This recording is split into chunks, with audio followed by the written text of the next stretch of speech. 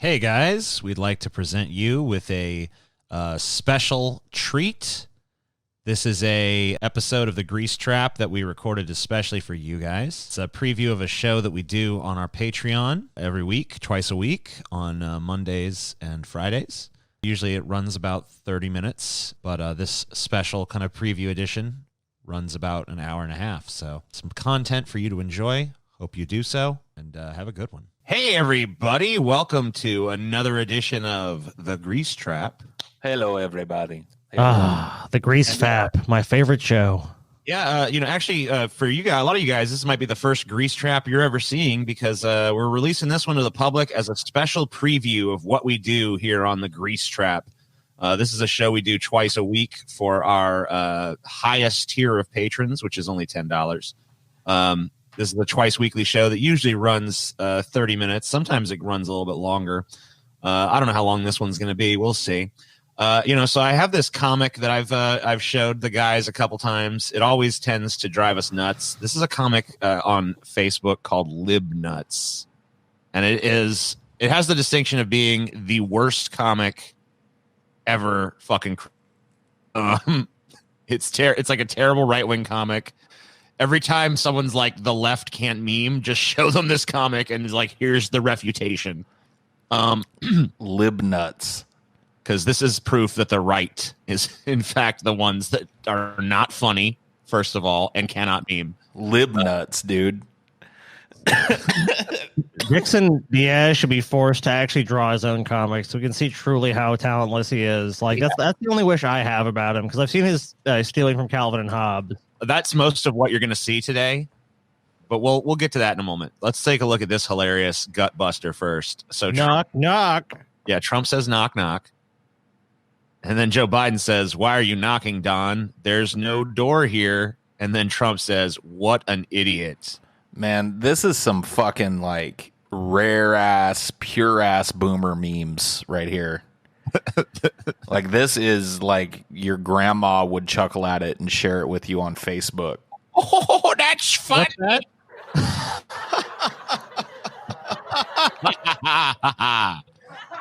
Oh, it's funny shit.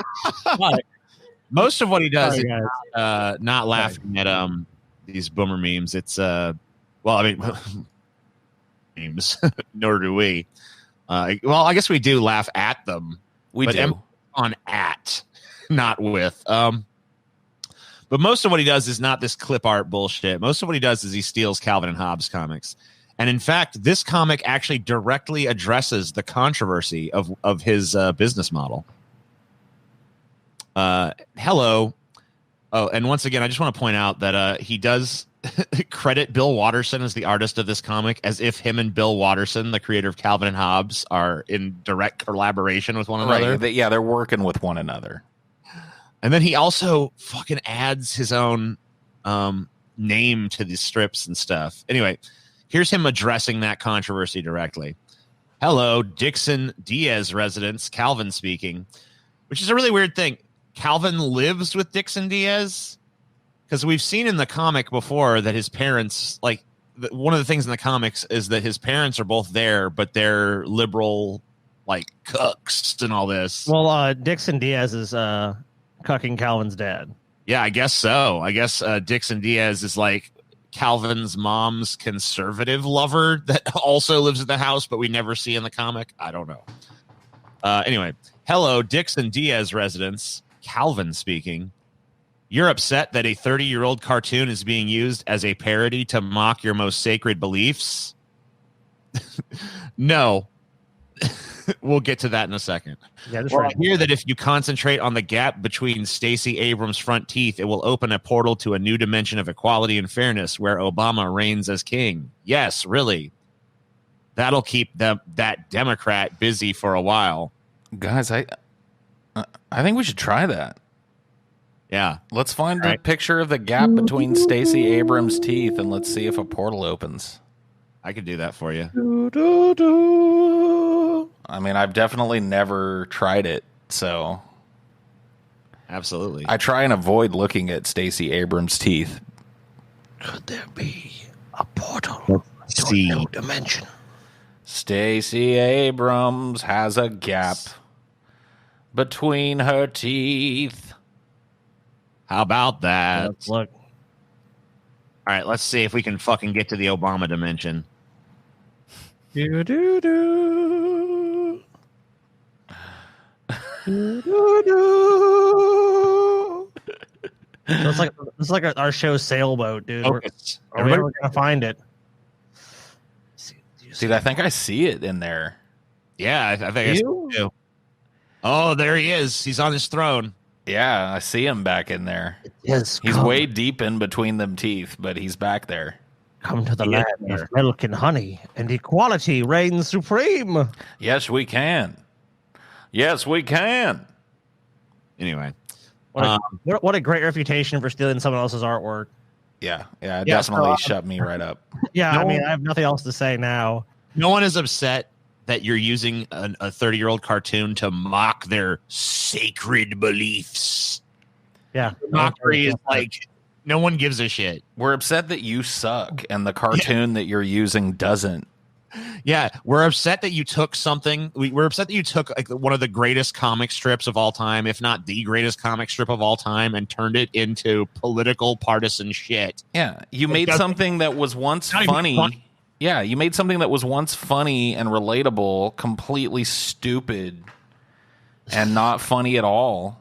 I love this comment from this guy. Dude, fuck this. Bill Watterson should sue you with the fucking oblivion. Hey, guys. I've also got a great idea. Let's take 2001: A Space Odyssey and just redub it and remake it in our vision how we want, but not with any of the talented Stanley Cooper cast. Just with 3 stoners next year.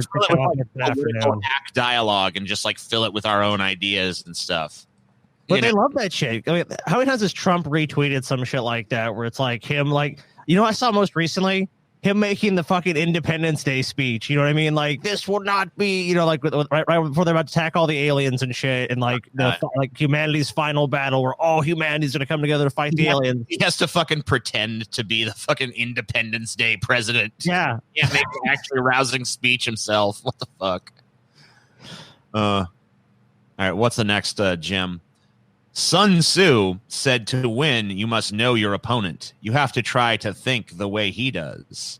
Maybe if I try thinking like a Democrat, it will help me understand them and get along with them better. Wait, that's not what Sun Tzu wasn't advocating that you know your opponent's thought patterns so you get along with them better. But anyway, let's see. Trump is literally Hitler. He has destroyed the entire world. We're all going to die soon from climate change. All white people are racists. Oh my God, 5 seconds of thinking like a Democrat, and I need a Xanax. I need a Xanax to get through this fucking comic. Yeah, I could use one too. What a fucking great straw man. This is what Democrats think like. Trump is Hitler. Everyone racist. What a fucking idiot, dude. I need to start working on number 2 of my competing conservative Calvin and Hobbes comic. Oh, yeah. Conservative country with a CUN on both. Yeah, it's got to understand the English language though. Trump is literally Hitler. Say number 1 there. He can't. If he's literally Hitler, then he is whatever. We'll just skip that. He has destroyed the entire world. Well, you still exist, so that's clearly not true. We're all going to die soon from climate change. We'll define soon. Yeah, I mean, we might not all die soon, but yeah, I mean. Oh, well, I don't think all white people are racist. There you go. Oh, God. Oh, my God. I need a Xanax. I need a Xanax after reading this fucking stupid comic. Some people are very upset we're making fun of Democrats. Bill Watterson hasn't drawn us. He's dressing it again. Bill Watterson hasn't drawn us since 1995 and is worth $120 million, but these busybodies claim to be worried about his copyright. I'll bet if we were making fun of Trump, those same people would love this. Those same people download music illegally and hide illegal aliens from law enforcement. Man, he didn't even try and make this one funny. I know. There's not even a punchline. It's just a diatribe. It's just him shaking his fist at his critics. Well, it's also saying other people do illegal things. So, the people that criticize me speed. So my theft of intellectual property is okay. That's fucking fallacious reasoning, you dumb fucking piece of shit. You're stealing a fucking beloved comic strip and turning it into a fucking goddamn political rag that it was never intended to be, and then crediting yourself as a writer on it. I don't even care so much about the copyright on this. No, because he ain't hurting Bill Watterson with No, this I mean, shit. yeah, sure. He ain't taking $1 out of Bill Watterson's pocket with this bullshit. But I mean, like, what I care about is Calvin and Hobbes was a good strip that was funny as fuck, and you've turned it into garbage. And he's erasing the funny and replacing it with his little personal fucking vendettas with people that are trolling him on Facebook and shit. It's yeah, just, I get that, but the only mechanism to deal with that, if Bill Watterson wanted to, would be copyright. You couldn't just say, "Oh well, you know." Bill Watterson is not aware of this and never will. I don't think Bill Watterson's going to do anything about it. I mean, even if he is, I think he realizes it would probably just bring attention to it that it doesn't deserve. And yeah, I mean, also, how many people have ripped off Bill Watterson's with the Calvin peeing on shit and a million other products? So I doubt he gives a fuck. Dad, Democrats say Trump is literally Hitler and has turned America into Nazi Germany, right? Right. Wrong. Wrong. So why haven't we fled to another country the way every anti-Nazi German did after 1933? Well, if that was true, there would have been no one killed in the Holocaust. So, dude, am I wrong, or is the third panel of this comic got a big old pair of titties in it? Whoa. Are you seeing what I'm seeing? You ain't seeing no big old pair of titties, TJ? Oh, they're in the couch. Yeah, the arm of the couch, and look up above. The arm of the couch changes for this last one and becomes titties. Yeah. Or a butt with a zit on it. Yeah, pimply butt. These anti-fascist Democrats feel free to say anything they want, but disagree with them, and they shut you down. Another great punchline from Dixon Diaz, writer extraordinaire. Wow. Yeah, and as we know, Dixon Diaz has been totally shut down and censored. Remember that? Remember that when that happened, guys? This is actually his last strip ever because he was shut down by the government and other liberals who didn't want him to write a shitty comic strip anymore. Damn. Yeah, and the idea that every anti-Nazi German fled the country after 1933. I mean, yeah, a lot of them fled, but not all of them fled. That's why there was like concentration camps and other things. So, Trump, a president so great that Democrats who said they would leave America if he won decided to stay. You have any idea how hard it is to leave America? First of all, yeah. I mean, for most people, it's utterly unattainable. It's a silly thing to even insinuate that most people do. It takes a lot of money. It takes a certain amount of like education and social standing to move to most places. Yeah, most countries are not just like, yeah, come on in. Yeah, so, come on in. Give me like they don't got signs that say, "Give me your poor huddled masses yearning to breathe free" out in front of their countries. They're like, hey, if you're a doctor or a teacher or somebody that can add value to our fucking society, then come on in. But if you're just an average Joe Schmo, stay where you're at, fucker. We got plenty of those in Finland. Yeah, we don't need you. I've looked into emigrating, honestly, and it's hard. You know what sucks too in the U.S. And even if you do immigrate, let's say TJ, you decide that Finland is the place for you. Yeah, and you move there and do all that shit, and you get a visa, and you do it all legally, blah blah blah. You would still, if you made a certain amount of money, have to pay income tax to the United States. Ugh. Living in Finland. Fuck. Now, there's an exemption for a certain amount of that money, but people literally, still have to file a tax return too, and they can hit you with penalties and all that. Not if I renounce U.S. citizenship. Yeah. You have to fucking but that's a process. It takes time to do that. Yeah, right. It takes time, and also it's like $3,200 too to do that. Also, by the way, I don't know if you guys remember, but after Obama won, a shit ton of Republicans also said they were leaving the country. Like, pretty much no matter who president, there's always a bunch of people who say they're leaving. And where are the conservatives going to go? Like, they're going to go to Russia or something? You got to remember, Sky, you have to remember conservatives are retarded. So a lot of them actually said they were going to Canada, and it's like, that's like way further left in the United States. Right? They're gonna go to Canada, the country that's like not to ban a bunch of guns. No, I remember that. I remember that during the Obama the ascent of Obama. There were people that were all these conservatives saying they were leaving. How many of them left? None. 0.000. I mean, I'm sure some people leave because of that, but they're probably like in the hundreds or maybe a few thousand. I doubt it's a few thousand, man. I think it's probably a handful, like a small smattering of people actually sincere about it. All right, here's another one of Calvin. destroying his liberal dad. Hi, liberal dad. What's up, Calvin? So you're staying home from work because of the quarantine, huh? Yes, I'm obeying the law like a good citizen. So why is it okay for non-citizens to go to work illegally? That's a trick question. Huh? I don't even get it. Non-citizens to go to work. Saying, oh, well, good citizens obey the law, but then he's saying, well, isn't it kind of hypocritical that these non-citizens can go to work illegally because, obviously they're illegal immigrants, so they shouldn't be allowed to work, right? That's the law. Do you know who those non-citizens go to work illegally for? Giant corporations. Yeah, businessmen and farmers and stuff. A large proportion of which, by the way, are Republican. So, yeah. But when they're making money, they have no problem with legal immigration. At the same time, like a big issue we've had is these meat packing factories, so it's like, and the slaughterhouses in these places where we're doing that. And a lot of the people that work there are immigrants. And guess what? A lot of them are illegal. Done. You still want your meat, right? You still want, hey, Dixon Diaz, when you go to get a fucking juicy steak from your local supermarket because the quarantine is nonsense and you should just go run around and fucking lick handrails. Also, I'm not really staying home and obeying like social distancing guidelines because it's the law. I'm doing it because I don't want to contract the fucking coronavirus. Right. The law is a secondary concern, if anything.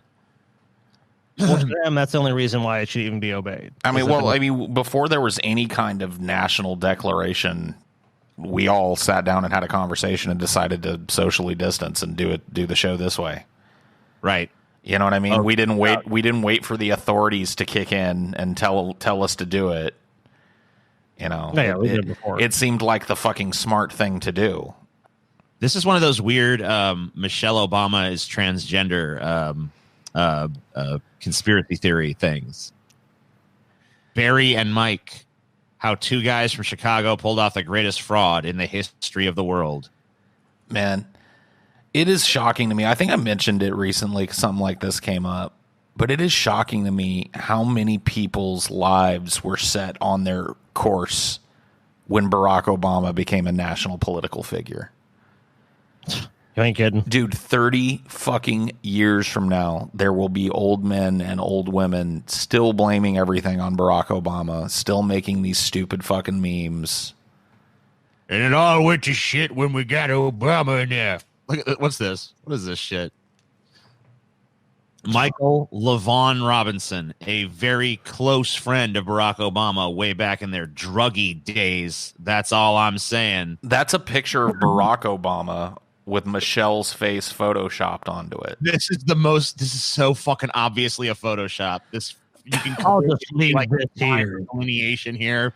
It's not even a good Photoshop either. The head's not even the right angle on the neck or anything. But I mean, this just proves your point. People on the right are stupid, and stupid people can't think beyond what their eyeballs see.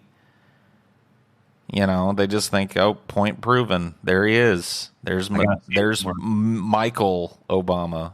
There's Michael Obama right there.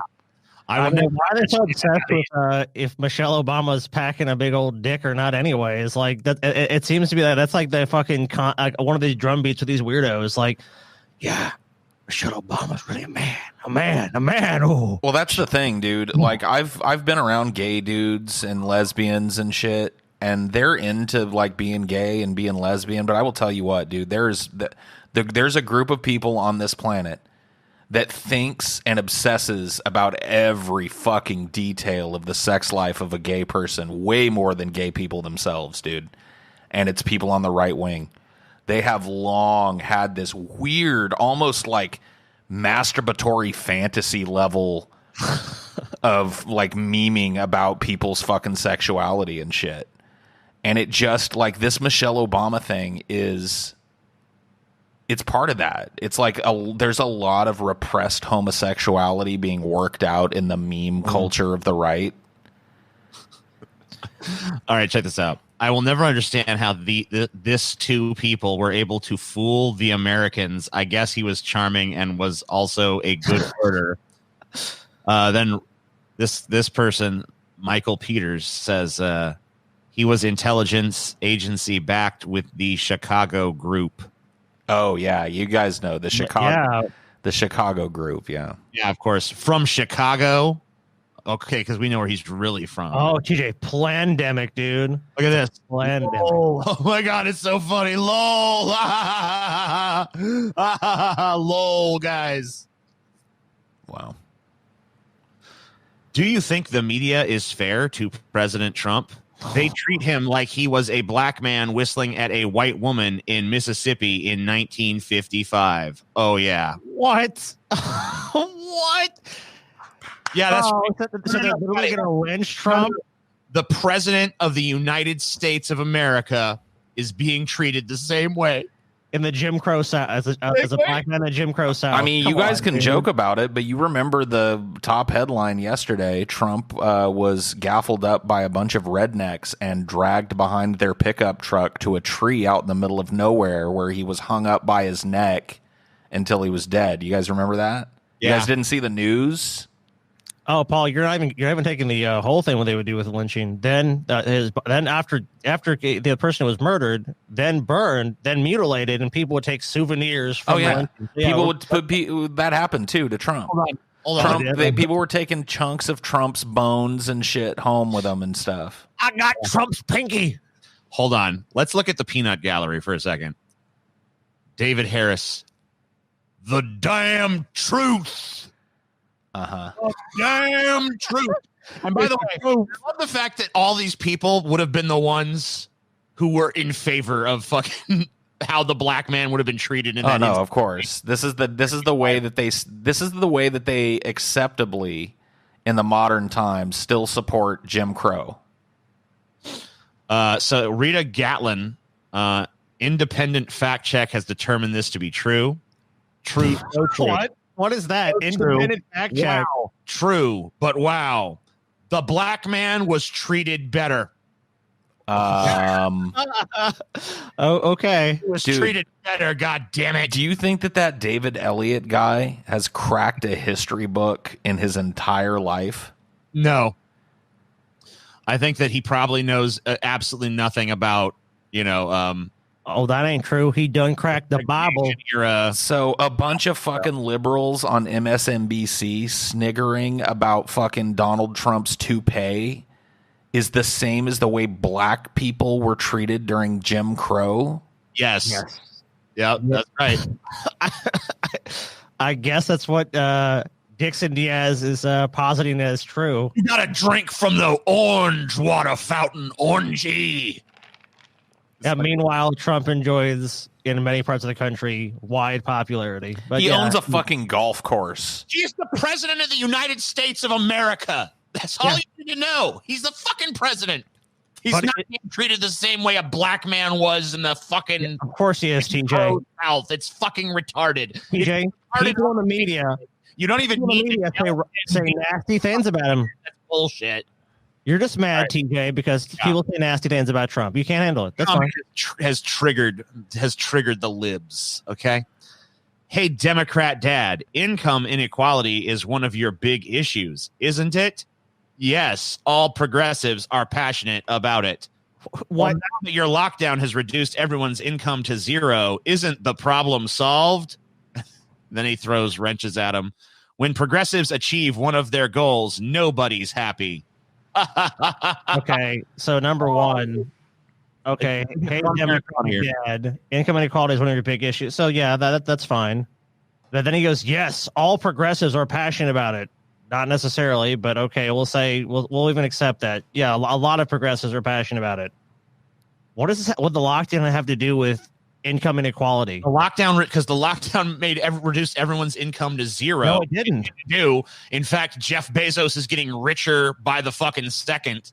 Yeah, a bunch of people are making tons of money off of the lockdown. So no, their income isn't. And not only that, Amazon has hired a ton more people. A lot of industries have shifted up. Yeah, some have shifted down. It's hurt a lot of businesses. There's no denying that.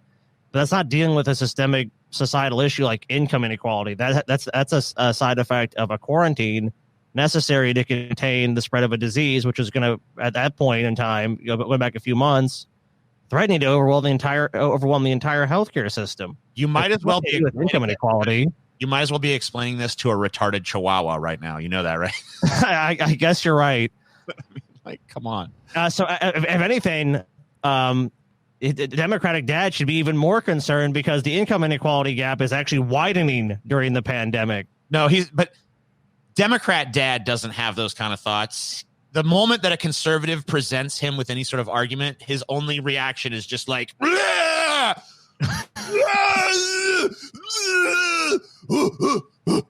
Democrat, not fair. What a fucking the straw man comment. Yeah, when progressives achieve their goals, that goal has not been achieved. And you didn't define what that goal was, you full of shit liar. Don't be a pussy and Trump won't grab you. Biden will. Says, ha, ha, ha, ha, ha. And using dead grumpy cat or whatever it is, come on, man. I mean, this dude doesn't even have that big of a fault. Like, look at this. I guess this one, his comics actually do well. No, his comics actually get spread around too. Like, they might not do super amazingly well on Facebook, but I see them crop up in other conservative spheres that I kind of, fuck around in. Some people say this lockdown is keeping us safe. So why are they releasing convicts? They were already locked down. Oh my God. Number one, in places where people are in close quarters, the coronavirus, COVID-19, spreads more readily. We've tested people in prisons and prison populations and found this to be true. Number two, I don't think they're releasing murderers and rapists from these jails. They're releasing people who are usually non-violent drug offenders, which make up the majority of people arrested to begin with. So you're saying, oh, they were already locked down. There was no need for those people to be locked down to begin with. We have I think the highest prison population per capita in the world. And overall, by the way. In the world. Yeah. Actually, this state we were in actually used to be number one. We're actually number two now because Oklahoma passed us. So good job. Oklahoma. Yeah. Thanks, Oklahoma. Okay. Why do you suck so bad, you big orange asshole? What? I don't have to take this. I'm leaving. What's the matter? Can't tolerate a question from an Asian woman? That's exactly how that went down. Remember that? Why didn't they just play the video of it? Yeah, why do they feel the need to make this comic? Because I mean, like, this is just how it happened. So just fucking play the video of this directly happening. I mean, this just kind of shows you the weird little bubble that some people live in that there's no penetrating. Like, there's no reality in there. So they've been convinced that this little internal meme reality that they share amongst one another is actually what's going on in the world. And how do you even begin to talk to a person that's accepted such a stupid premise? Well, a lot of it's based on, the community links they have, societal, just basically like where they live geographically is a big part of it, and just the people they surround themselves with. And it's just like, it's just kind of like autopilot. It's like religion to a degree. It's like everyone around me thinks this, so instead of me actually thinking for myself, I'm just going to go, yep, Trump's being attacked. Everyone else I know and respect says so. They're not really thinking about it. What happened to people that could think for themselves? Well, you won't find them here. Where did they go? Never really existed in mass. They ask Trump insulting questions and then criticize him for getting offended. I sure wish they would have asked Obama about his gay bathhouse days or where he was during the Benghazi attack. Wait a minute. Is that part of the Benghazi meme controversy? That Obama was somewhere else when it happened?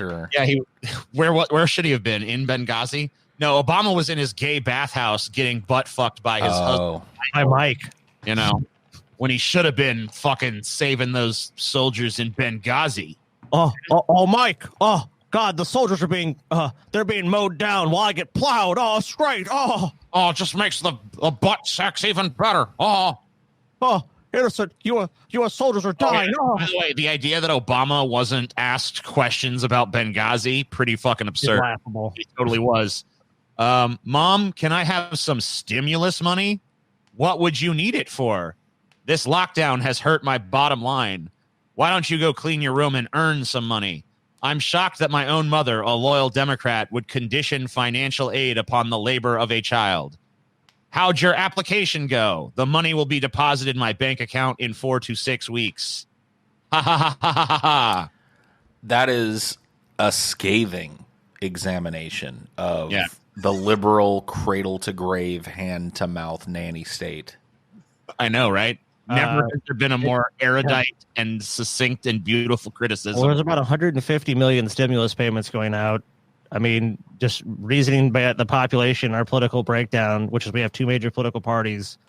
Millions of those payments are going to go to conservatives. Are they just going to say, no, the government's giving me money, I reject this money, and giving and sending their money back to the Treasury? Has that happened in mass? Yeah, Dixon Diaz refused. Oh, it had. Oh, yeah. So if Dixon Diaz is getting a stimulus check, he's going to go, no thanks. And by the way, Dixon Diaz, Trump approved of that and signed a bill saying that, yes, that was signed into law by Trump and pushed by both parties. So I really don't get your criticism. The guy you claim that is being attacked, you're attacking him by saying the stimulus money is bad.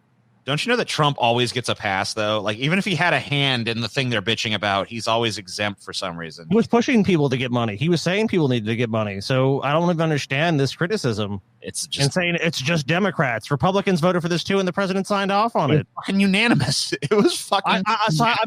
So what is he even fucking talking about?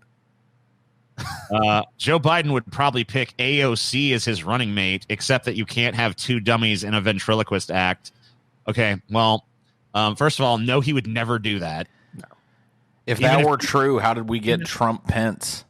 Even if that's also true, but even if AOC was old enough to be vice president, which she's not, Joe Biden would never pick AOC as his running mate. No.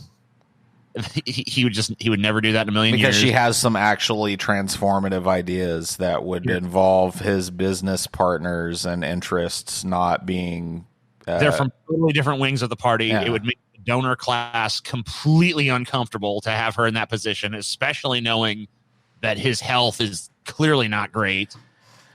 I mean, I hate to fucking harp on it, but another fucking reason why continuing to participate in the broken fucking system is never going to give you any kind of real positive change, because the people that hold the purse strings will not allow a candidate like that to get through. If you don't believe that after 2 fucking rounds with Bernie... Look what they did to Bernie twice. I don't know what to fucking tell you at this point, dude. If you actually believe that there's a path for you with small donations to actually getting a progressive, transformative candidate in there that is going to make some fucking substantive societal changes, a lot of which involve taxing the people that benefit the most from America and its business class.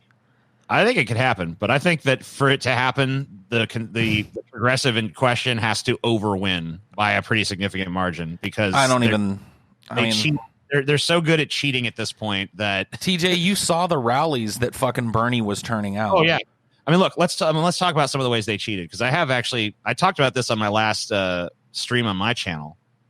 So some of the ways they cheated in 2016, every superdelegate pretty much declared for Hillary before the voting had even started for the general populace. So like almost all the super delegates, they all declared themselves. Remember too, when you looked at those counts, it would show the delegate counts and there'd be like an asterisk next to each count, but it was like, oh, Hillary has like 1,300 delegates and Bernie has 200. And it was just kind of like, anyone that looks at that's not looking at that asterisk and what does that mean, is just like, oh, Hillary's won.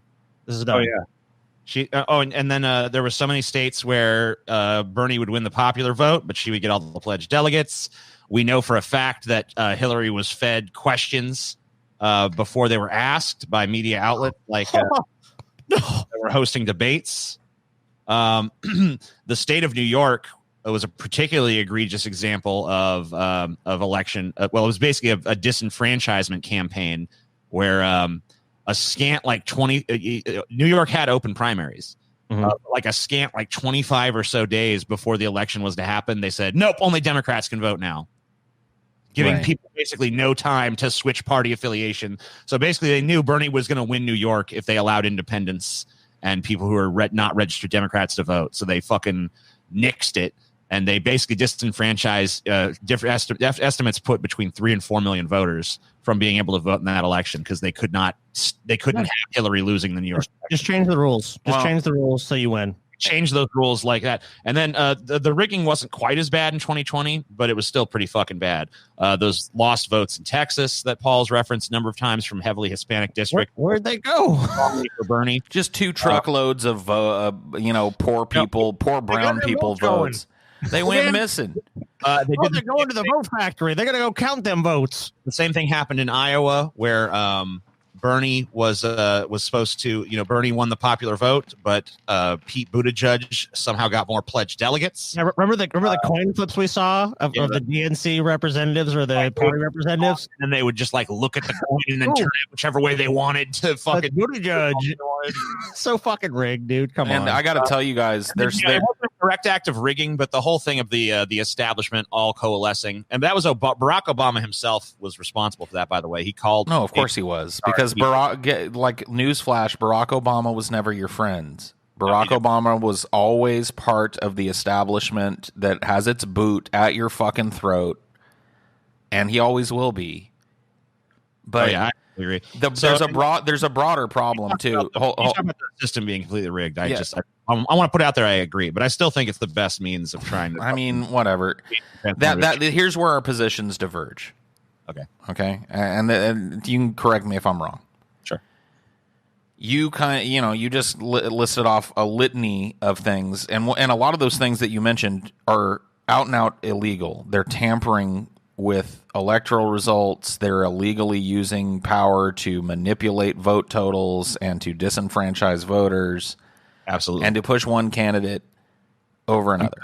I don't know. I'm not a lawyer, so I'm not sure about the legality of everything they've done, but it's really fucked up. Losing votes is highly illegal. Oh, that one is for sure. And, okay, so I want to remind everybody that on top of this, and this is something that I harp on a lot because it gets ignored a lot, these elections take place on, for the most part, extremely dated and extremely manipulable voting machines. A lot of the machines that people go and vote in the primaries and in the general election. So this is a criticism that extends to every kind of national politics and local politics. I know for a fact that a lot of these machines are Diebold machines, which if you look into Diebold voting machines, they're a joke. Yeah, and I've seen videos of just how quickly and easily these voting machines can be hacked. So here's where I stand. Now, do I have a fucking scathing list of proof of this type of stuff going on? Well, other than Googling when this happens every electoral cycle, and you find out that votes were accidentally, quote unquote, accidentally cast for one candidate that were meant to be for another candidate. I know that this power exists. I know that it's simple. And I know it's being done. I don't have absolute fucking proof of that, but I don't think I'm stupid in assuming that if this back door is there and continues to exist to this day in 2020, it's being taken advantage of. Absolutely. Because there's too much power on the line to allow that to go to the people. Yeah, one of the chance, I think not. What about voter suppression? We saw all those voting logs purged in those states like Georgia, and Florida, and those places that are very close. If you go look back at the numbers decided those states, very slim margins. Look at what happened too. Let's go back to Iowa in this election cycle where, the DNC and the Pete Buttigieg campaign were reporting different numbers than Bernie's campaign was, because Bernie knew they were going to try to fuck him over. So he actually sent people to every single fucking district to make, to report on the fucking who was winning where in the caucuses. Yeah. In the caucuses in Iowa. And of course they were finding all kinds of discrepancies with the results because the DNC was trying to cheat there. And then remember how long it took to get those results out, because when they were made aware of that, they're like, oh shit. So now we have to make sure the results coincide with, these other, what's being reported. But even with all that cheating, it was still looking like Bernie Sanders was going to win. And so what they did then is like, okay, we can't split the vote anymore. We have to fucking coalesce around one centrist candidate, they decided that Biden was the one after his big victory in I think it was South Carolina. Yeah, it was. And then Obama got involved and called Klobuchar and called Buttigieg and told them, you drop the fuck out and you endorse Biden and there'll be a cabinet position in it for you or whatever the fuck he offered them. Right. So, you know, it's the Democratic Party is incredible. Just basically it's like the king calls you and goes, TJ, you've done real good. Really proud of you, TJ. You put up a good fight. Now it's time to step aside. You're not gonna. You're more than likely you're gonna go. Just the ring. Yeah. Yes, sir. Otherwise, you know what's gonna happen to you. If you don't, your political career is done. Have you guys seen how bad Pete Buttigieg looks these days? Really, he looks horrible. He looks different. He looked like a schoolboy last time I saw him. Oh, you guys don't know. Okay, give me a second. Damn, is Buttigieg paunchy now? He's not paunchy exactly. Unkempt. What's going on with him? Well, he's out of that public spotlight as much, so he probably doesn't give as much of a fuck. See, now this is the Pete Buttigieg you all know, right? That we know and love. What the fuck, dude? Oh. Buttigieg's looking a little different. Oh. He's looking bad, dude. What the fuck? I guess when they're not constantly like grooming him and kind of, you know, polishing his appearance, he looks a lot different. I mean, same thing with Biden. I mean, look how Biden changed. Not, you know, what was it? 2 years? What was like maybe 2016, and we looked how much like he looked way more polished and presentable in just a few years than he did a few years previous. I mean, like they can do a lot. They can make you look a lot more presentable if you have the right people working on you. And Buttigieg is just a clear example of that. We've been going for about 40 minutes. Let's do a couple more of these and wrap it up. All right. What are you doing?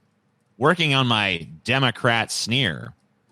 Ooh, you voted for Trump? He's such a moron. You must be a racist idiot who drinks the Kool-Aid. On target. Thanks. With this sneer, I hope to be an unbearable burden at any social occasion. You should really have a bodyguard. I know Democrats take themselves so seriously. I'm sorry, and I hate to admit this. I tuned out about halfway through that. What happened again? Nothing. Nothing happened. I just can't. The way these fucking comics are written, they're just, I don't know, man. They're boring in addition to not being funny. There's a soapbox, dude. Retarded to vote blue. All right, it's box. That's all it is. It's just this guy bitching and moaning and pausing all his, you know, basically like just whatever the fucking Republican talking point is, he's just going to put it into a comic form. That's all it is. This is kind of my point, though. This kind of drives to the point of what we were talking about just a few minutes ago. To me, okay. Go ahead. Look at all of the energy that people pour, and I'm not just talking about him. I don't think he pours in a lot of energy into this. It doesn't. No, he's clearly lazy. But I'm just saying, like, you can see the people in the chat arguing back and forth, and they're really invested in this kind of thought. And there's a lot of, like, if you trace this to the source, there's a lot of energy and people power involved in pushing this kind of life. There's a lot of people donating to Trump, a lot of people backing Trump. Sure. A lot of energy in that movement. And it's all for naught. All of these people are being fucking scammed out of their livelihoods by the person that they're supporting. And all of that energy is wasted supporting a system that just hoovers capital and, you know, anything else it can get its grubby fucking hands on from the populace. And we're doing the same things as liberals if we continue to go to the polls and check the box for Joe Biden, who's the same kind of bend you over corporatist that fucking Trump is at the end of the fucking day. We're stupid if we allow ourselves to be distracted by these like ping pong social issues that they don't care about. Make no bones about it. The people in the actual power structure give a fuck about abortion. Roe v. Wade doesn't matter one way or the other to them. It is useful as a political tool to keep people yelling at each other while they continue to make sure that the economic status quo remains in place. Of course. Well, if you listen to the mainstream media, and the conversation about the media's narrative is shifted to basically the economy. That's all. It's like, forget the coronavirus. I'm like, yeah, people are still talking about that. It's like, what can we really do to get the economy going? And it's like, if you see every mainstream media outlet, it's like one of the main things of coverage. Oh, states are reopening now. And a lot of people, it's just like they can't handle it. Really, it's an emotional thing. It's like, we just can't handle there being a quarantine or lockdown. There's no handle on this disease. There's not enough testing. There's not enough contact tracing. There's not enough of anything. There obviously is not a cure. There's not an effective treatment. So nothing's really changed from 3 months ago. But I mean, essentially, we've tested more people. TJ, your argument and the argument of some other people is that your participation at least ensures the possibility of maintaining some of these social gains. Well, look, I mean, the thing I would say to what you just said is I agree. A lot of these social issues are clearly designed to be wedge issues to create a difference between these two parties that doesn't actually exist. But at the same time, you also have to recognize that in the same way they don't care about those issues, they don't care about the people affected by those issues either. And they're really just they're playing a game, but they're playing it with people's real lives. Right. So they don't really care about hurting people to play this game of political football with one another. So I do think that there's still merit in saying, okay, well, yeah, is this person, I mean, like Joe Biden might, protect abortion rights just to protect his voting bloc and just to play this, politic ball. Right. But it's still important to preserve abortion rights. So, I mean, like, you're kind of in a rock and a hard place. And I mean, like, look, the power, whether we like it or not, is vested in this institution. So like, but you have to consider Okay. Well, hold on. Just one more point. Okay. I feel like you have to do what you can to try to minimize, the fucking harm done by that institution. But at the same time, isn't that just giving up? No, I agree with you that it has to be. No, it's not giving up. Yeah, it is. No, it's not. Because you can do that, and then you can still try to fucking get rid of that institution and change it. You voting for it is not like you voting in a fucking election is not saying I support this fucking system any more than us taking money is a support of capitalism. I disagree. I disagree. You have to exist within the system that exists. Right? I disagree though. Okay, voting within the system is tacitly supporting the legitimacy of that system. It is tacitly supporting the idea of organizing people and putting their political energy behind a system that you've admitted like several times in the last 20 minutes is completely and utterly rigged top to bottom and corrupt. It's a lost game. Right. It's a game of political. Define what legitimacy is. It's a game of political football. Well, here's the thing though. My position is this. All of that energy, all of that hatred that exists in people that read fucking Dixon Diaz here. Right. And the people like us that laugh at him and are the targets of his kind of fucking assaults and shit. Or the presumed targets, although I don't think any of us are the tax and spend liberals that he's talking about here. I don't think he knows who he's attacking. I think but you get my drift. One big nebulous block called he's attacking that caricature of his political opponent. On the left, there's a tremendous amount of people that are invested in fighting against this right wing thing, and which consists of normal people. At the end of the day, most of those conversations are happening between average fucking people. I mean, there's some big media figures that have that argument, but for the most part, especially in the age of social media, your average Joe is out there sharing memes like this of whatever political timber suits him. And all of that energy is wasted on a system that is rigged, completely and utterly undermined, and has effectively disenfranchised you already. Mm-hmm. That's the ultimate point that I try and make. I once again, I would say I pretty much 100% agree with what you're saying. I think that you're absolutely right when you say that people do invest. I mean, like, if people invested nearly as much time as they do in playing politic ball with one another, if they invested that energy in like, how do we fucking get out of this paradigm? How do we break this mold? Then maybe I think you'd probably see a lot more progress in a more. Well, I think it's actually a 2-step process because when I look at the current left-right shit, I see a lot of anger, right? Sure. So I think that anger needs to be redirected toward the source of the suffering. Like, I think there needs to be a realization amongst the left and the right, just the average Joe in America, that the system that they've been conned into living under is oppressive and heartless and unfair and stupid and funnels all of their fucking hard labor to the top. I mean, I think the left fundamentally already does understand that. I don't think they do. Because they're arguing for electing. I mean, portions of the left might, but the left, on the whole, the movement seems to be, whether they're more radical like you or Vosh, or more fucking, part of the fucking, political status quo, they are all kind of saying the same thing. Well, Joe Biden's the best thing we can do here. And it's just like, no, there are some fucking crazy divisions going on right now where, like, Kyle Kalinske is against the whole Joe Biden. I mean, there's like Jimmy Dore super strongly against Joe Biden. Actually, is fucking going after Bernie Sanders for the Joe Biden support stuff. I mean, like, you got people that are major voices, and there's like they're major voices in a social media political arena that doesn't reach a whole lot of people. They're in a vacuum. Let's be honest. I mean, like, they have wide reach. It's not to denigrate their reach, but I mean, like, the reach is incracing to some extent. I mean, the reach is increasing because more people are adopting these technologies. At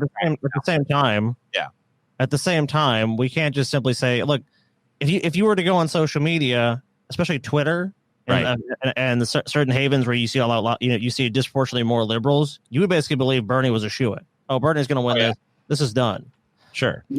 Really what we're talking about fundamentally is the ideas behind these things, behind these political parties. And look, you have to have your finger on multiple pulses, because to think that America is represented in any fucking, like, to think it's represented in Twitter or on YouTube or any of these platforms is ridiculous, because there's but this overcomplicates it, because look at opinion polls. You have to go out there and talk to just general people and get a flavor of what's going on in the streets. But even that's not going to give you much, because it's different from geography to geography. Like, there's no way to encompass the totality of American political thought into your fucking head. Yeah, but this overcomplicates the point that I'm trying to fucking make, is that all of that political thought exists under the system that we're talking about. This kind of capitalistic / democratic republic representative democracy system that we have set up.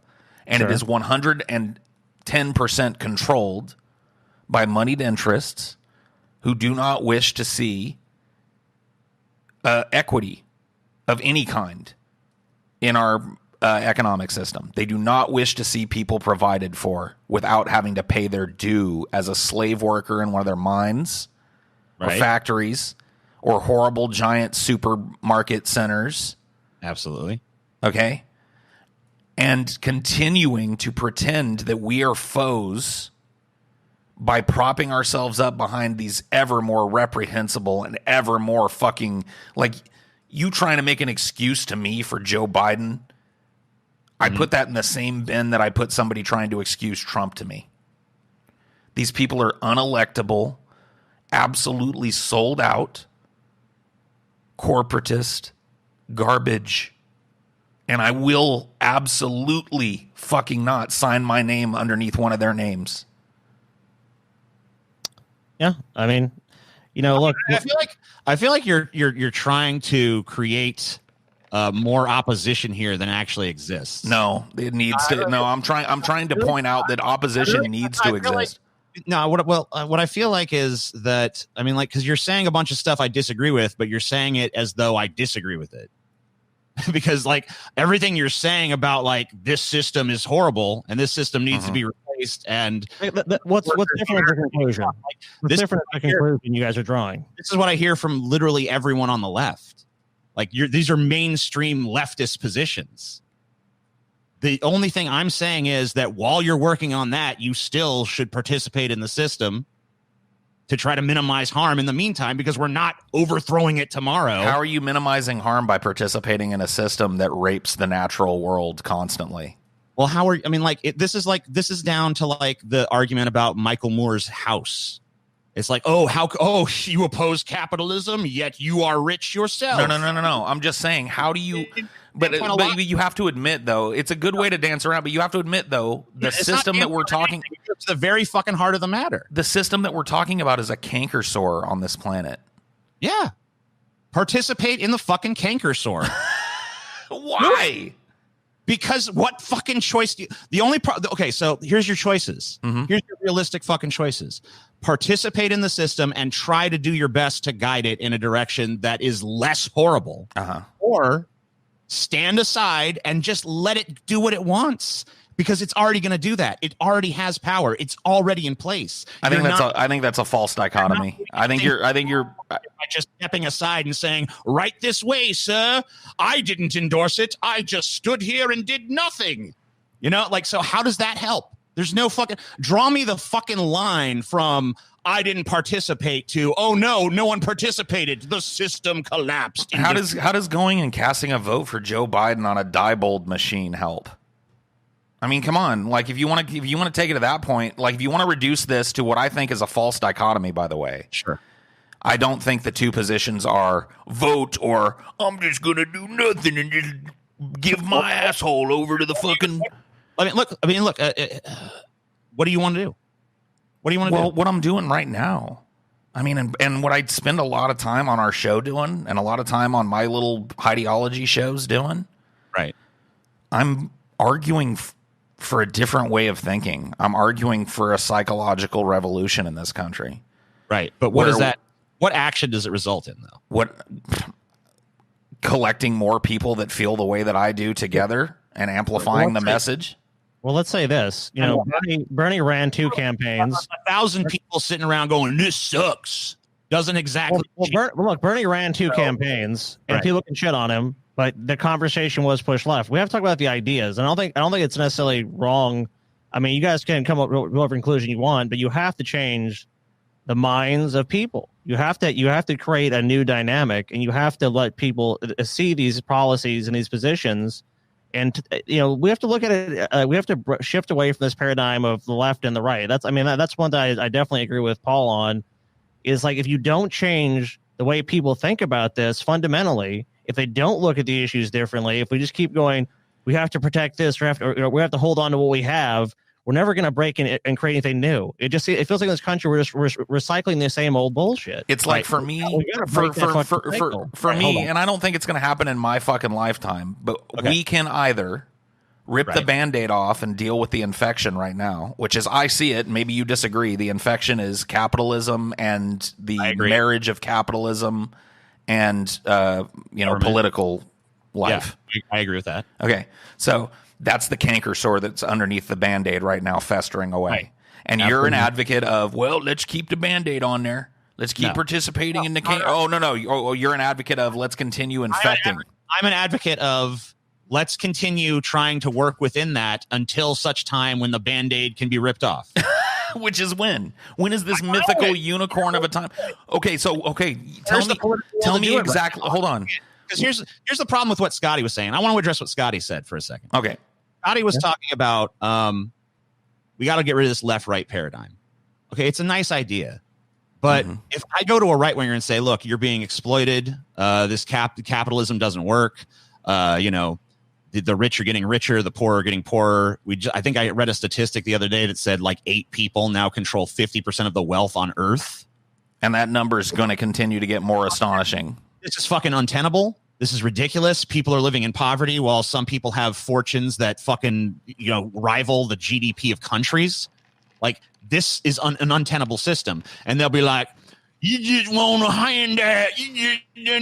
So how the fuck am I supposed to look at that person that literally is defending the status quo from the bottom of the pyramid while they're being shit on and exploited? Like, it's a battle of ideas. I'm not going to fucking say like, oh, well, this is a fake paradigm between us. No, this person legitimately thinks differently than I do. This person is legitimately propping up a system that their minds can be changed to some degree. Maybe not all of them, but that's the only way you can do it. But you have to still acknowledge, like, this is not the same thought process. This person defends capitalism. This person, they've been brainwashed. They've bought into propaganda. Yeah. And they've been brainwashed their whole lives. And I understand that, but I mean, you look, the only way Dixon Diaz, this guy is a fucking, like, how much? Dixon Diaz is not some fucking billionaire out there defending this shit. Sure. Some dork fucking resubbing Calvin and Hobbes comics. This is why, in addition to my other political positions, I'm an accelerationist. Right. Because I don't think the Dixon Diaz's of the world are going to realize what the problem really has been and is going forward in society until that system utterly fails them. And when I say fails them, I mean fails to produce food for him or shelter for him. And you see this happen all the time. People will fucking be staunch conservatives and then lose their job with good benefits, and all of a sudden they have nothing, and they come out the other end of it a liberal. A lot of times it takes personal experience for them to change their minds. Well, what is the the question you're asking is, how do you change all these disparate opinions? And the answer is, unfortunately, and I hate to be an advocate for something like this, but the answer is to force everybody to face that. To literally force this nation to confront the failure of this system. And to have all of those people that have propped this system up watch these rich motherfuckers abscond off to their islands and take their riches with them and all their protection with them and leave us here to tear each other apart. Yeah. Mm-hmm. There's going to be a lot of death and a lot of destruction in this way, but it's only through that way that do we even have a chance to change. Because I got to ask you a question, TJ. Go ahead. You say, let's work within the fucking canker sore to, within the Band-Aid system now until such time as the Band-Aid can be ripped off. Right. So can I ask you when this mythical time that the people that hold all of the power, all of the military might, all of the nukes, all of the economic power and might are just going to give over their fucking booty holes to you and your fucking political ambitions? I mean, I feel like this question could equally be applied to your position because you're saying but I have an answer in my position. Well, no, you don't. The economic base that they exploit is based on one thing, TJ, the labor of human beings. What are you saying you call for a general strike? I think a general strike would be better than going out and voting Biden. Yes. All right. Well, I would support a general strike, but I don't think a general strike addresses the problem because at some point the strike will be fucking mediated.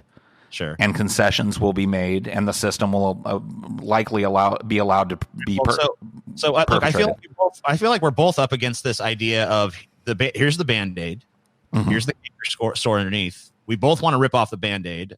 I'm saying until the Band-Aid's ripped off, participate in the system. You're saying don't participate in the system. But at the end of the day, we both want to rip the Band-Aid off. So what I'm asking you is, what's the recipe?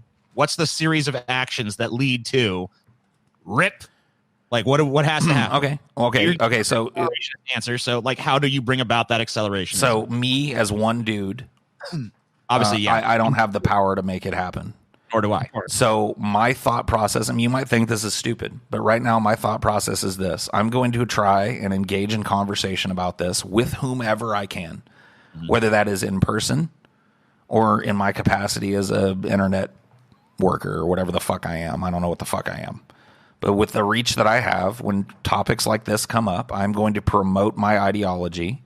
I'm going to promote the idea that continued participation in a system that's literally butt raping the planet and exporting suffering across the planet, by the way, in order to maintain a median of comfort for the people that live here. It's fucking obnoxiously backwards. Sure. And I will continue to try and convince people that they ought to, at the very least, take a look at the system in which they're desperately propping up and ask, is it even serving me? And does it serve the common interest of humanity? And if the answer to that is no, then some general strikes are in order. But ultimately, that power is not going to be handed over to us. Of course not. And so we're going to have to take it. Yeah. But I think what Paul's saying is he believes there has to be a fundamental shift in a societal collapse where these power structures their power is evaporated. They just no longer exist because they're not feasible to exist. There has to be a power vacuum. And here's what I'm hoping, because I don't think it's going to happen tomorrow. I don't think it's going to happen next year. Well, I mean, look, you know what I mean? One thing the system has proved is it's highly adaptable. I will tell you. Highly adaptable. Right, so let me. I'm going to let you continue, but I just want to say really quickly, and maybe you could address it. My concern with the accelerationist argument, and I don't think it's a stupid argument. Okay, I mean, you said that I might find what you had to say stupid or whatever. I don't find it stupid, but my issue with it is I have strong concerns that America already shows tendencies towards authoritarianism and fascism. So I would be worried that, if we do the accelerationism thing, it's not going to lead to an actual redress of the actual problems. It's just going to lead to a super authoritarian, far sort of state that's going. But we're already there. Neither is continued participation in this fucking system. It's not going to bring around about the kind of fundamental societal change that we're talking about. Right. I just worry that, if we have the idea of like, and I know I'm oversimplifying the accelerationist stuff here, but like you make things worse, things have to get worse before they can get better. I'm not like a direct stay worse. You know what I mean? Right. I'm not advocating people go out and bomb things or whatever the fuck. I'm not a violent person. I'm talking about allowing the weight, because it's already happened. Mm-hmm. These seizures have already started to happen, these economic seizures. It's time for us to start really having a fucking national and international powwow about what kind of system would be way more equitable for every common human being on the fucking face of the planet, in preparation for this coming power vacuum. When the collapse happens, these people may still have access to resources. Yeah. But those... You, by the way, I was laughing at the fact that we're having this very sort of like interesting discussion, and I was kind of comparing that to the caricatures of left wingers being presented in this fucking comic. Right. Anyway, I'm just gonna get this piece of shit off the screen. There you go. I should have probably done that like 20, 30. That's fine, dude. It was a good backdrop. Sorry, go ahead. I don't know. I think I was drawing to a close anyway. I don't think that minds are going to be forcibly changed by argument. I think that a lot of people are just kind of inoculated against argument, and argument only fuels their sense of being correct. I'm one of those people, which is how I make that inference, by the way. The more I get argued with, the more certain I am that I'm fucking right. So I can't expect other people to change without some kind of outside force. And that outside force is coming one way or another. Economic collapse and ecological collapse are veritable certainties at this point. There's not a serious thinker, a serious academic that really genuinely studies this, that isn't in the pocket of some fucking corporation, that isn't, completely on board with those statements. I'm not just some kind of fucking uneducated dope here. We've been being told for at least 30 years now that the kind of debt-based economy that we have set up is untenable, and that eventually there's going to be a huge crash. And in this day and age, that crash is going to hit harder than it ever has in the history of the United States. There are more people. Our population is denser than it ever was in the 1920s. And there's going to be a lot of hardship. And that hardship is going to affect normal fucking people. People that have a 9-to-5, and that 9-to-5 disappears because there's no longer a society to support it. They can't feed themselves. And where are all these billionaires? Where are all these people who you labored for? They're gone. They're on their private islands. They're somewhere in some kind of fucking haven from all of this. They're in New Zealand or something. They're in, fucking 50 can't calling their tech support to tell them how to unlock their fucking vault. Yeah, we already know these rich fucks have like these bunkers and shit. Of course they do. And in some cases, generations of these people's families have toiled away in corporate operations. Yeah. And when the shit hits the fan, you know what we all know what these motherfuckers are going to do. You think they're going to turn into fucking Ebenezer Scrooge and come out of their office with a new lease on life and a fistful of dollar bills to spread around to the fucking Cratchits? No. No. No. It's going to be a fucking fire sale for all their shit and to protect any interest or asset they have. And they are going to leave us to eat ourselves. And I'm hoping, now you're absolutely right. At the back end of that, the system that replaces that, especially in the current political climate, it might very well be worse than what we have now. But Right. I That'd be think my that fear. I think that there is an opportunity at that point where there is a true power vacuum, and there really is truly a question hanging over it. Which way do we go from here? What's the new paradigm? Right. I absolutely, I'm not sure. Hasn't the pandemic laid that, what Paul's saying bare, though? I mean, look how people have been struggling just Scott, because. First part of what you said. Hold on. Can you repeat that? I said, hasn't the pandemic laid bare what a lot of Paul's saying? A lot of the cracks in the current system have been exposed because of that. Like they look, here's a perfect example. They want workers to go back and work, but there's not there's a total lack of childcare for these people. There's no universal programs to give people childcare. So now it's like you have to pay a private company for childcare unless you have some relative that can watch them. But a lot of older people who traditionally fall into that role are the most vulnerable. There's still an active pandemic with a surprising kill rate that's overtaxing every fucking major hospital in America. And one that we continue to not understand, by the way.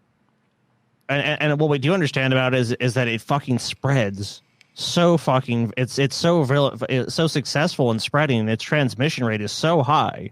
Its kill rate might not necessarily be as high, but it's so easy to spread. And the most vulnerable population groups are traditionally the caregivers that would step in and say, okay, I'll watch your the son or daughter. But no, they can't do that now. And a lot of people say that the social distancing shit is selfish because it's like, oh, I'm protecting myself, and oh, this is all hooey. It's like, yeah, you are protecting yourself by staying home and social distancing, but you're also protecting other people. You're not exposing them to your contacts and shit. You're also protecting you're protecting the fucking the medical system as well, right, from being overwhelmed. But the point is that we're stuck in this paradigm where these people are forced. I mean, really, a lot of people, millions upon millions of Americans, are now between a rock and a hard place, where it's like they have to go and work, or they're not going to have any income, and they can't support their families, but they have no one to care for these children.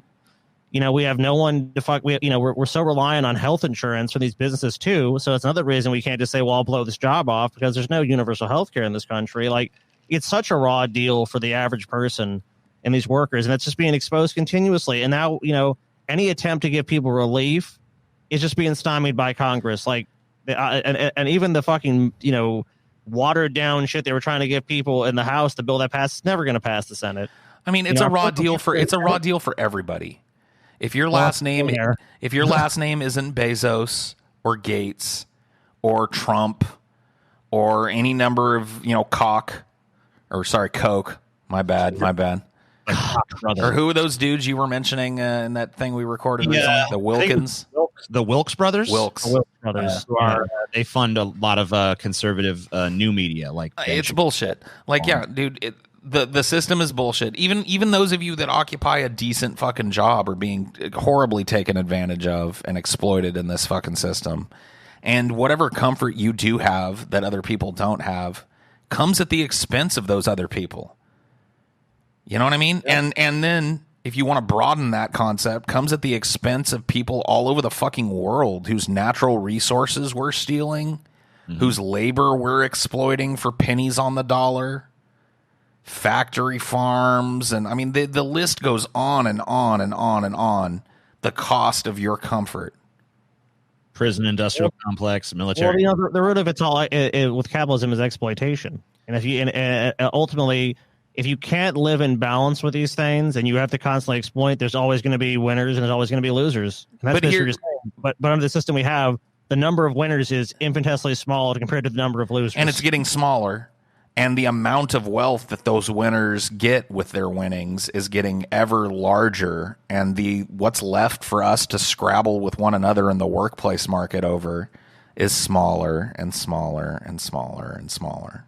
Well, it's unsustainable in numbers. I mean, look at the population. The human population is growing more rapidly, but the amount of resources is dwindling even faster at faster rates because of more people. The resources you have are finite. So do the math. I misstate that statistic from earlier. It's not that the richest 8 people have as much money as or wealth. They don't have 50% of the world's wealth.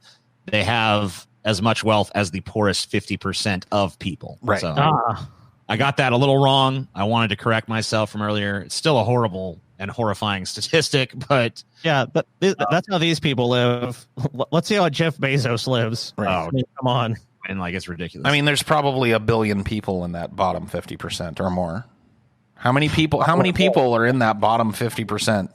I mean, well, when you say the bottom 50%, that means the bottom half of the entire population. 3.7 billion people, somewhere around there. Yeah, something like that. Yeah, billions of people, billions of lives of just total poverty. And here's the rub with me. Here's the rub with me, because I truly believe this, and maybe I'm fucking stupid.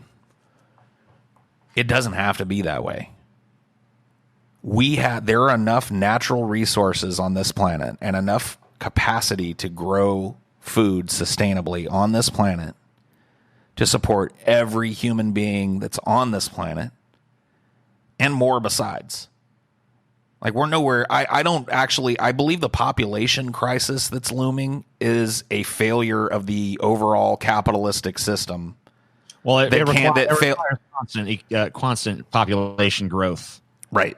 It's a fucking, But I also don't believe that we're anywhere near actual theoretical capacity for the Earth when it comes to sustaining humans. I believe that depending on the scientist you talk to, well, it depends on what kind of system you're living under as well. Under the current system we live under, like if you take the average American's lifestyle, then no, the carrying. Well, that's why I said the theoretical capacity. Right, theoretical, sure, yeah. I mean, the scientists think, depending on, obviously it's different from different scientists, but the general consensus seems to be that the maximum carrying capacity of the Earth is about 9 to 10 billion people. That's what I've heard as well. I've heard it around 11 as well. And that kind of depends. That also depends though on us, like giving up things like eating meat and stuff like that. I also think a lot of those numbers are considering that the current paradigm persists into those years. So it's like, as the population grows and the systems that support it remain the same, here's the capacity. Well, no. Like one of the people who talks about this is E.O. Wilson, Edward O. Wilson. He's a biologist and stuff. He's very into like the whole like biosphere and things of that nature. And when he talks about it, he lets us know like, yeah, this is probably around the carrying capacity, but not the way Americans live. It's like, that's exactly right. Yeah. I mean, there's a profound amount of waste in our society and in all societies, by the way. This is true. Waste is we're just a naturally wasteful species when we conglomerate. Because that's just one example of waste. But the statistics on that are pretty horrifying. No, they're over. I mean, just so much food. I mean, think about the packaging of that food, like the way that food is packaged, the way that food is wasted. Well, think about it. Even this with meat, just the types of meat that American palates want to eat because that's what they've traditionally. So like there's parts of the animal they're just totally discarded and I've never used because we just don't have an appetite for them. Stats on this: about 40% of our food is wasted. Unconscionable. Right, totally fucking in a world where there's literally like little babies crawling around in the desert with vultures chasing after them, right, with their bellies all distended and looking all skeletal otherwise, dying of hunger. The fact that we're literally garbage canning 40% of our food should make everybody on this planet want to fucking puke. Yeah, 20 billion pounds of produce is lost on farms each year from, no one will buy it. Food loss occurs on farms for a variety of reasons, blah, blah, blah. Cosmetic, looks like about half of, about 40 to 60% of the fish we catch never gets eaten. About 16 to 32% of bycatch are thrown away by American commercial fishing boats. I'm not sure what bycatch is. These fishing statistics should be, by the way, even more sobering when you think about it, because we have overfished the ocean to the point where... And we're not even eating like 60% of it. Right. And so we're throwing away. We're just literally taking fish stock out of the ocean that it would need to sustain its fucking species. And we're not even eating it. It would be one thing if it was like, well, we got to eat something. Well, here's the problem, like half of it is getting chucked. If you go to a conservative-minded person, though, and you say, look, we're overfishing the oceans, we're throwing 40 to 60% of the fish we catch away, a shit ton of them will be like, you can't tell me how many fish I can do in the bed. I can fucking fish much. Like, there's dude, reaction. So I mean, let me tell you a story. Like people that go out and fishing, you have limits already, and most people obey those limits. Not obviously not all of them, but bycatch. What you were talking about is like, let's say you're fishing for tuna and you catch something else. Fishermen though. Yeah, I think and you catch something else. That's the fish you catch that you don't want, so you just throw it out. You're like, I don't need that fish. I don't need whatever the fuck that was. Gotcha. So you were in the story, Paul? Yeah, I was talking to my mom towards the beginning of the quarantine, right? Yeah. And she was talking about how, like, the grocery stores, I mean, this was true in a lot of places. Grocery stores were just out of a lot of staple shit. Yeah. You know, toilet paper, meat. The grocery store that's right here by me was out of pretty much every meat. It had no bread. So shit was crazy there for a minute. It looked very, very weird. And a lot of it was due to people hoarding shit, right? Right. Of course, yeah. And my mom is telling me about these dudes that she knows, that she used to work with, that are all on social media posting pictures of these big cookouts they're having in defiance of the fucking, no contact order. They're getting together and they've got this like tremendous amount of meat.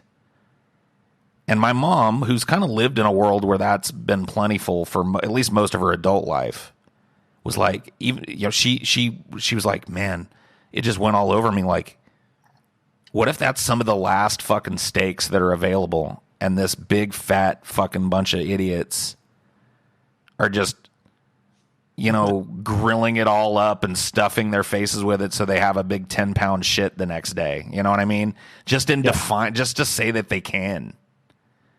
And that's what I'm talking about, man. Our culture we've got to start looking at things different. And the only way that people are going to come together and start doing that, for good or bad, is for the current system to utterly fail them. Until that happens, until they can go out and the stoplights are all working and the grocery stores are all humming along and McDonald's still has, a $1 menu.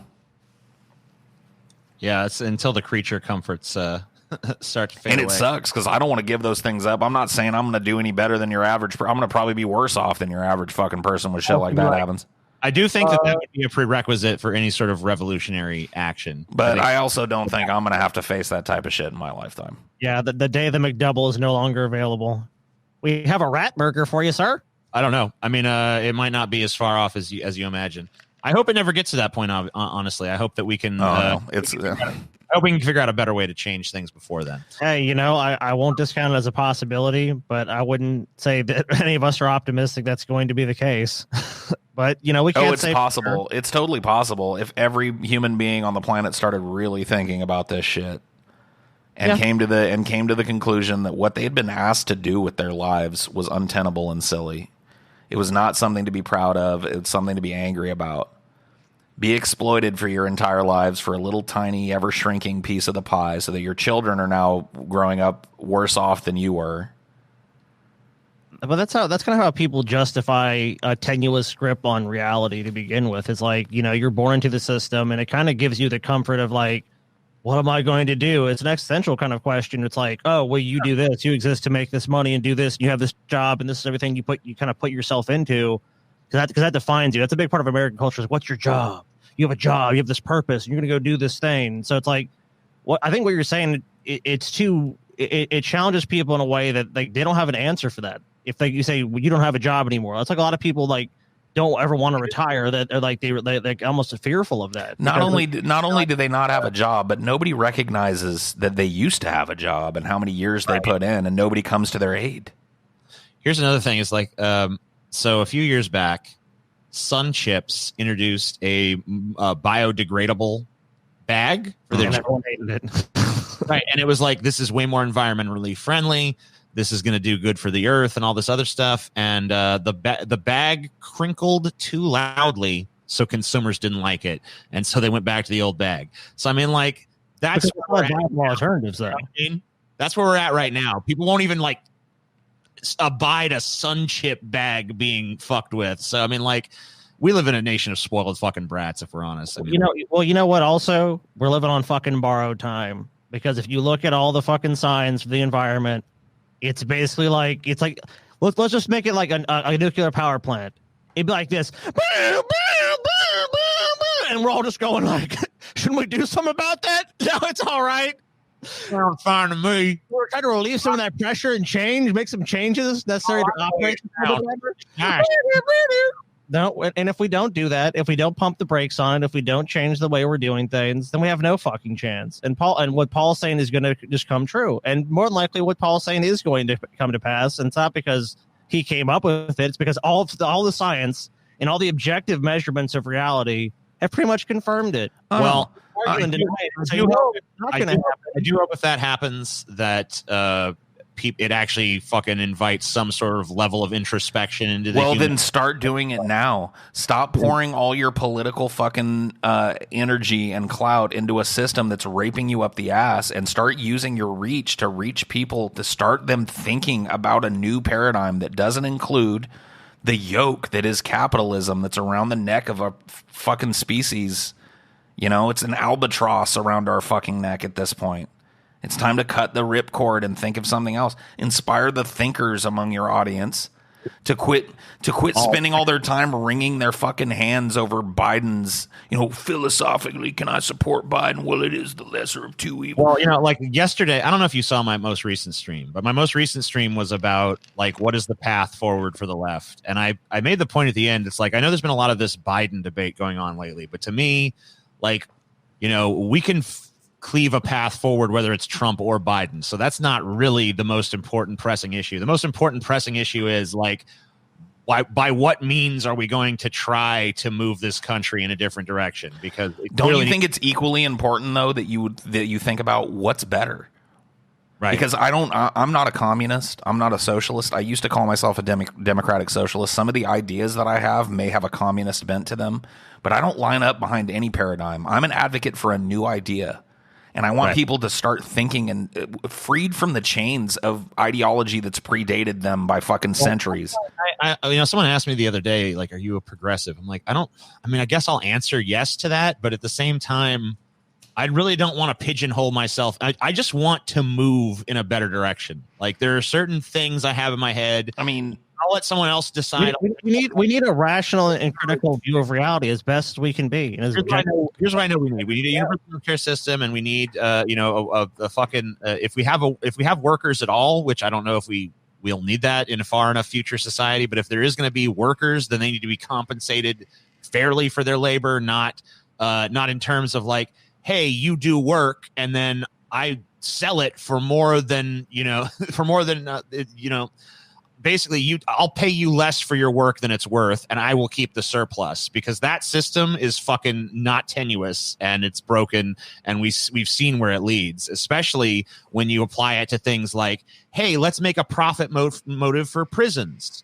We have the highest prison population all of a sudden. That's crazy. Let's make a profit motive for medicine.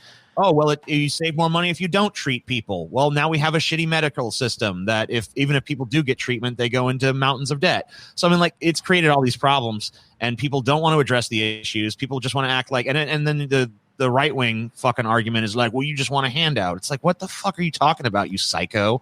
Like, because I want a system that works, I'm the crazy one. It's like, well, this is what you get when other people think for you. That's why I've always just been an advocate of is a rational and critical examination of reality, and look at the problems that we see facing us as a society, as a culture, as a planet, and we do our best possible job to address those in a way that's not, people talk about this political thing. It's like, look, climate change isn't fucking necessarily it's not a political problem. And it's in the sense that, people fucking, I lost my train of thought. Like, in the sense that we're all stuck on this planet. We all have to live here. We all have to make this work. And just by denying reality, by denying what we see, we're not going to effectively deal with those problems. It's religious thought at this point. Yeah, it really is. And it's time for a critical examination. And I really, I'm just an advocate for more and more people becoming voices of this kind of movement that really, not only doesn't believe in capitalism and its ability to sustainably provide a future for humanity, but doesn't really believe in any of the modern described, explored, political hierarchies that, you know, a lot of people line up with. I'm just as skeptical of communism's ability to stop this type of power from accumulating at the top, because shocker, the few times that it's been tried, that's exactly what happens. You know, it creates an us and them oligarchical society where the haves have everything and the nots work their fucking asses off so that the haves can reap the labor for it. I mean, why would I advocate for it? You look at what happened in the Soviet Union, and I mean, it's ridiculous. I mean, like there's a, you know, there was like 10% of people, I think, belong to the party, right? Mm-hmm. And you know, everyone was scared to talk shit about the party because it was never exactly clear. You know, maybe the guy next to you at the fucking factory was a member of the party and they had the right to vote, but you don't have the right to vote because you're not a party member or whatever. Right. And you say the wrong thing, next thing you know, you're fucking disappeared or whatever the. Well, I think we're fundamentally just talking about the difficulties of changing human nature, right? You know, because like we want that authority figure. I mean, clearly, because we've seen it play out so many times. We want one person, the one monkey, to go, oh, yep. We want that. It just provides us a level of comfort that there's someone that is in charge and someone makes the decision. Like, we're so stuck in a rigid, you know, hierarchy that it just becomes like we just don't think for ourselves. We don't make the decisions that are best for us. We basically outsource that to somebody else who is obviously very easy to influence. Like, look at our current leader, the current monkey that points. It's like, it's Trump. It's not the best person for the job. And it's almost an antiquated way of thinking, because it's the king. The king will make the decision. The president will make whatever you want to fucking call them. It's ultimately this one person is going to make the decisions for us. And it's kind of just like, what? You're saying one brain is not as good as all of the collective thoughts of humanity? I would trust more in that brain power of of every human than I would in one person. I'd trust that brain power of every human even more if there was a paradigm in place that ensured the education of every human and the basic needs of every human being factored in, so that humans could actually pursue their potential. Because as it stands right now, there's broad swaths of people who I wouldn't trust their fucking opinion on a goddamn fucking thing. Right. One thing that both Cuba and Venezuela did very well. I know I'm not allowed to pay compliments, but one thing they both did very well is they both Castro and Chavez massively increased literacy rates in those countries, because that was very important. Well, because you know, they invested a lot more of state funding into the educational system. So that's something, I mean, like, you can't take that away. I'm sorry, you just can't. It's just a fact. But, you know, I that to me is a flawed paradigm. You know, I'm a fan of, like, that's why I'm a fan of, like, weird kind of outside of the box thinkers when it comes to this, like Jacques Fresco. I don't know if you ever heard of him. No. He's the head of the Venus Project. He describes it as kind of like socio-cyberneering. It's about using technology to elevate people beyond the point where labor and this kind of exploitation makes any sense. Right. And so, like, you know, and he's a big advocate of a resource-based economy, which I'm not going to pretend that I fully understand. But, you know, I understand some of the... Talk to me about it before. Anyway, we've been going on for about 1 hour and 32 minutes. Jesus.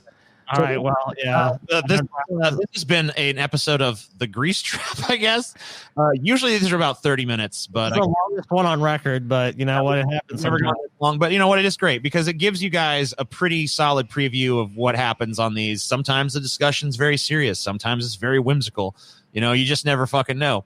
And yeah, this is available on the Patreon for the $10 patrons. We do them twice a week. They're usually about 30 minutes a pop. Sometimes they go into like the hour territory. They've never gone into the hour and a half territory before, like this one. That's a new record.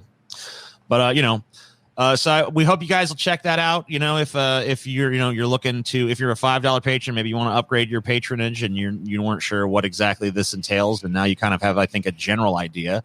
And if you're a pleb, you still haven't made the wise decision to join the Patreon, there you go. Time to stop being a fucking loser. Oh, man, these guys are fucking shill against capitalism, but then at the end, trying to sell their bullshit. Yeah, we got to live in the same system. That was kind of a larger problem. Yeah. Anyway, thank you guys for tuning in. It's an interesting discussion. I hope that some of you guys got something out of it. Looking forward to seeing what you guys think in the comment section down below.